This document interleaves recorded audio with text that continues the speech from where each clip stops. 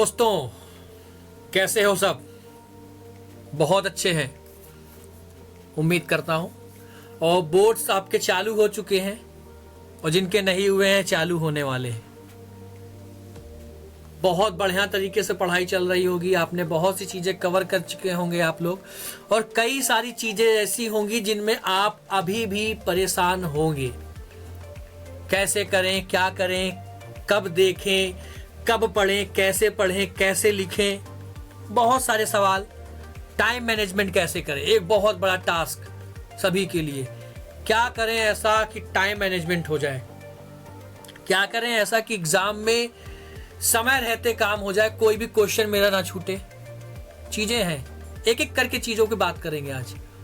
Simple सा फंडा, बहुत ज्यादा टफ नहीं करूंगा, ज्यादा लंबा नहीं करूंगा, छोटा सा वीडियो रहने वाला है, छोटा सा मैसेज रहने वाला है आपको, ठीक है। और शुरुआत करते हैं इस मैसेज की हम लोग क्या करके। अब सिंपल सी बात, छोटा सा सवाल आपके सामने मैंने दिया क्या कि मैं एक सवाल पूछता हूं आपसे कि मैं अगर आप टाइम मैनेजमेंट नहीं करते तो मैं कह दूं आपसे कि आप कम से कम 30 से 50 नंबर अपने एग्जाम में छोड़ के आने वाले हो, गंवा दोगे, नहीं लिख पाओगे।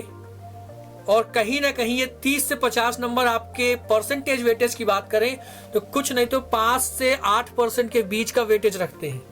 अब आप सीधे सीधे समझो कि अगर आप इतने नंबर के क्वेश्चंस एग्जाम में अगर आप टाइम मैनेजमेंट की वजह से करके नहीं आते हो, छोड़ के चले आते हो, तो क्या होगा आपका।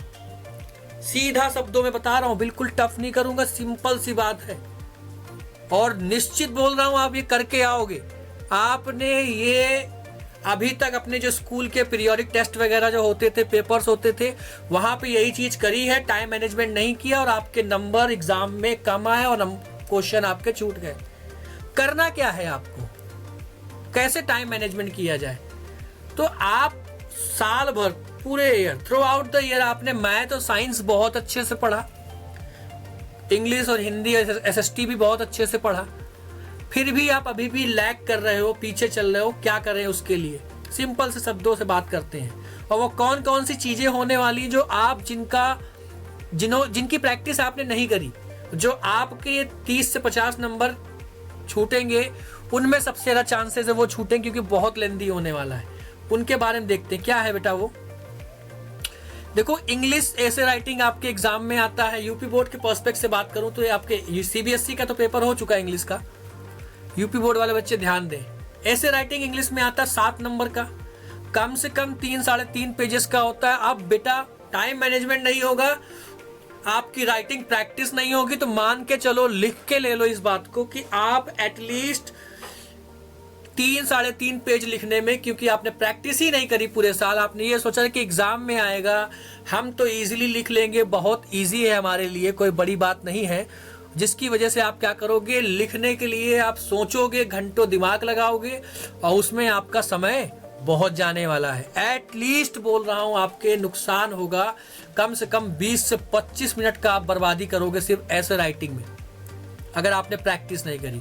दूसरा पोर्शन आपको देखने को मिल रहा है इंग्लिश में, जो आपकी स्टोरी आती है 5 नंबर की, 3 से 4 लाइन की स्टोरी आती है, बट ट्रांसलेशन कमजोर है।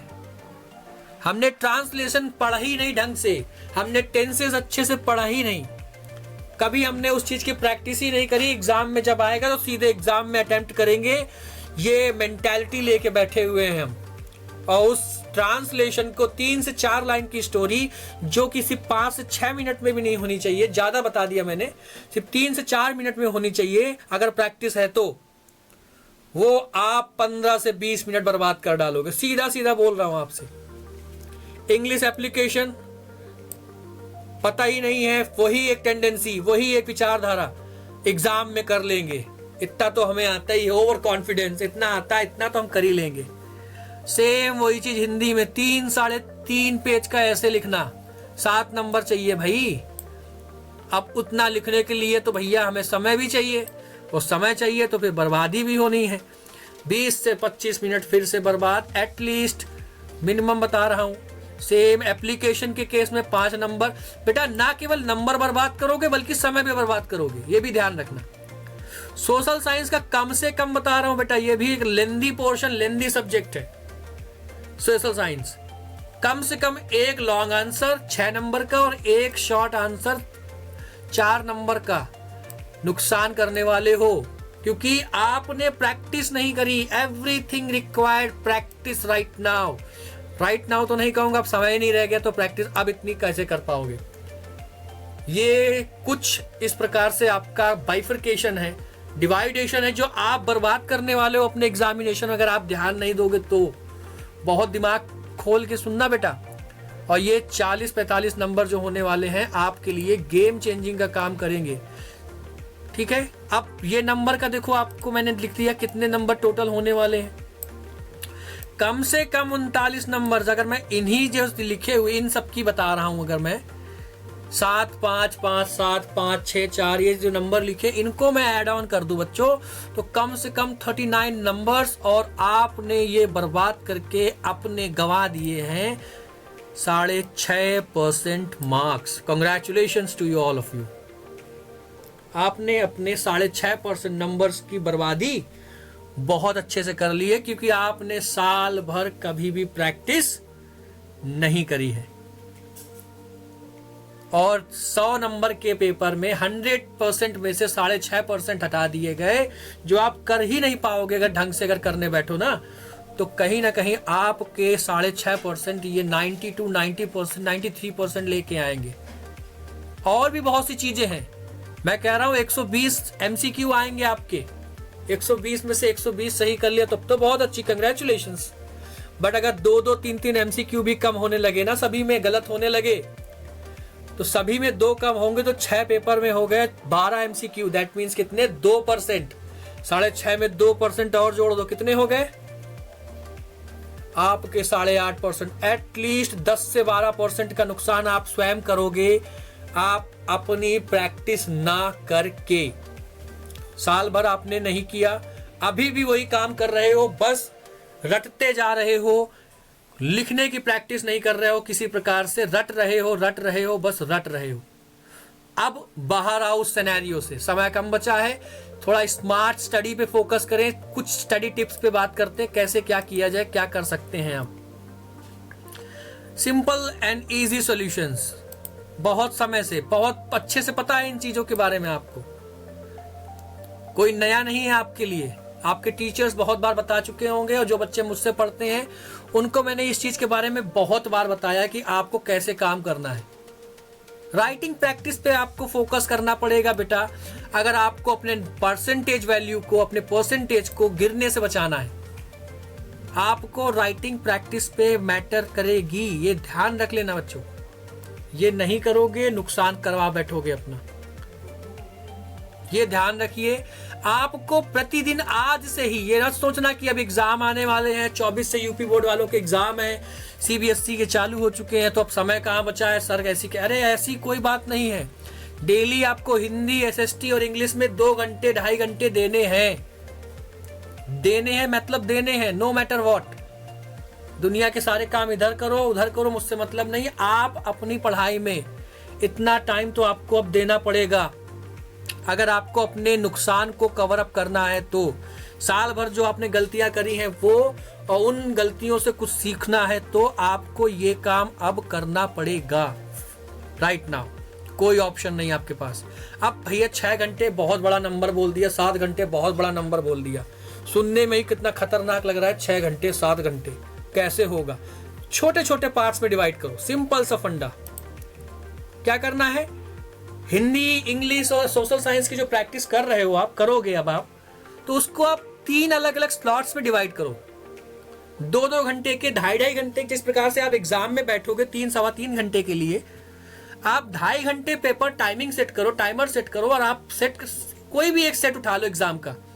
खास तौर पे 2023 और 2024 के जो सेट आपको एनसॉल्ड में दिए गए हैं उनको पिक करो, एक सेट उठाओ और उसको सॉल्व करने बैठ जाओ। आपको 2.5 घंटे में खत्म करना है। कितना? 2.5 घंटे में खत्म करना है। राइटिंग थोड़ी बहुत मैनेज करो 2.5 घंटे में। एग्जाम की कॉपी में करना है, ध्यान रखना, एग्जाम की कॉपी में आपको करना है ये सब चीजें। आगे बढ़ते हैं। फिर एक आपने सेट सॉल्व कर लिया हिंदी का या इंग्लिश का या एसएसटी का, उसके बाद दूसरा लो। एक ब्रेक भी लेना है, लगातार नहीं करना, 20-30 मिनट का ब्रेक के बाद बैठना है। बट ये 7 घंटे आपको देने पड़ेंगे अभी, रिवीजन के साथ आपको ये सब चीजें करनी पड़ेगी। राइटिंग प्रैक्टिस आपकी मस्ट होने वाली है। यहाँ पे लिखने की आदत नहीं होगी आपकी एग्जामिनेशन में तो आप बर्बादी करोगे अपने नंबर्स की। ध्यान रखना बेटा, 3 स्लॉट बनाओ, तीनों सब्जेक्ट्स को डिवाइड करो कि 2.5 घंटे तीनों को देने हैं, ब्रेक्स के साथ देने हैं। दुनिया भर की चीजों को भूल के एक सेट उठाओ, सेट सॉल्व करने की आदत डालो। ये तो सिंपल सी बात हो गई, राइटिंग जो आपको करनी है। आगे बढ़ते हैं।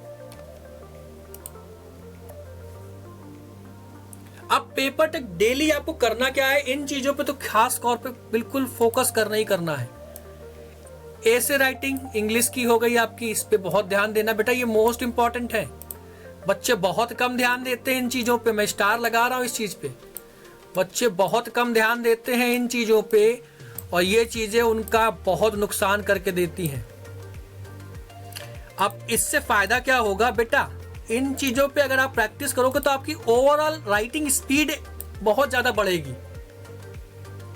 ये प्रैक्टिकल तरीका बता रहा हूं। इन चीजों पे अगर आप राइटिंग प्रैक्टिस करना चालू कर दोगे तो ओवरऑल राइटिंग जो प्रैक्टिस है आपकी वो बढ़ना चालू हो जाएगी इजीली, और इसका सीधा फायदा आपको आपके एग्जामिनेशन में देखने को मिलने वाला है। समझ रहे हो ना? बिल्कुल दिमाग को स्थिर रखो, स्लॉट्स डिवाइड करो, 2-2 घंटे 2.5 घंटे का एक सेट लगाना है। 3-4 सब्जेक्ट आपके जो स्कोरिंग एरियाज हैं, जो आपको कम समय में ज्यादा आउटपुट देंगे, उन पे काम तो आपको करना है, कुछ भी हो जाए। पेपर तक जो भी आपकी एग्जामिनेशन है, जब तक चालू नहीं होता, डेली करना है। ये नहीं कि आज कर लिया कल बैठ गए, डेली पेपर तक आपको ये काम करना है। Mark my words, it is going to be the game changing for you when you are in the examination hall while writing the answers. If you are not able to do so right now, it will definitely destroy your marking. So think about it. सोच लो इस चीज के बारे में। Moving ahead. Okay, आगे देखते हैं क्या लिखा हुआ है। छोटी सी एक तो वो बातें। अब करें कहां से? वही चीज जो मैंने बताया बेटा, अनसॉल्व यूज करो। आपके पास अनसॉल्व होगी, क्वेश्चन बैंक होगी, उठाओ डेली क्वेश्चन, उठाओ डेली एमसीक्यू, उठाओ जो आपके पास सेट रखे हुए हैं, लगे हुए रखे हुए हैं, अनसॉल्व में दिए गए रीसेंट 2 साल के 23 और 24 के, उठाओ, पिक करो, लगाना चालू कर दो। ठीक है, घर में बता दो कि मुझे ये काम करना है, मुझे डिस्टर्ब नहीं करना, बात खत्म। और इंपॉर्टेंट चीजों का रिवीजन भी आपको करना है, क्वेश्चंस को भी चेक करते चलना है, टॉपिक्स को भी देखते चलना है, और प्रैक्टिस तो आपको करनी ही है। नहीं करोगे मुझे अच्छा नहीं लगेगा और मैं कंग्रेचुलेशन नहीं बोल पाऊंगा। सिंपल सी बात। ठीक है, आगे देखते हैं। थोड़ा सा छोटी सी बात करते हैं। मोस्ट इंपॉर्टेंट, जब आप इतना सब कुछ कर लोगे, ना बच्चों, तो एक इंपॉर्टेंट लाइन ध्यान रखना एग्जाम में जब जाओ, कुछ भी हो जाए, नो मैटर व्हाट हैपन, आप कोई भी क्वेश्चन को छोड़कर नहीं आओगे। आपको वो क्वेश्चन करके आना ही है, कंप्लीट करना ही है पेपर। हद से ज्यादा लेंदी नहीं करना है। ये नहीं लिखने बैठ गए पूरी महाभारत लिख के चले आए। आपको ध्यान रखना है कि वो पूछ क्या रहा है क्वेश्चन, और उतना ही लिखना है जितने में आपको नंबर मिल सके। कोई भी क्वेश्चन छोड़ना नहीं है कि एक को लिखने के चक्कर में आपने 2 आंसर क्या कर दिए, बर्बाद कर दिए। ये आपको बिल्कुल भी नहीं करना है। तो ये कुछ छोटी सी बातें हैं जो आप अभी तक अवॉइड करते आ रहे थे काफी हद तक, अब आपको अवॉइड नहीं करनी है। इन चीजों पे ध्यान देना है, इन चीजों पे बहुत अच्छे से काम करना है। उम्मीद करता हूं आप मेरी बात को समझेंगे और आप करेंगे ये काम। आप अपने एग्जाम को सीरियस लेंगे और आप एग्जाम को सीरियस लेते हुए इन सब जो आपको टिप्स जो बताई हैं, टाइम मैनेजमेंट करने का बताया है, राइटिंग प्रैक्टिस करने का बताया है, ये सब चीजें आप करते रहेंगे और करेंगे और अच्छे से करेंगे। बाकी कोई भी प्रॉब्लम होती तो आप टेलीग्राम पे मैसेज कर सकते हैं, कमेंट में आप मैसेज कर सकते हैं, मैं उसका रिप्लाई ज़रूर दूंगा। तब तक के लिए बेस्ट ऑफ लक बच्चों, थैंक यू।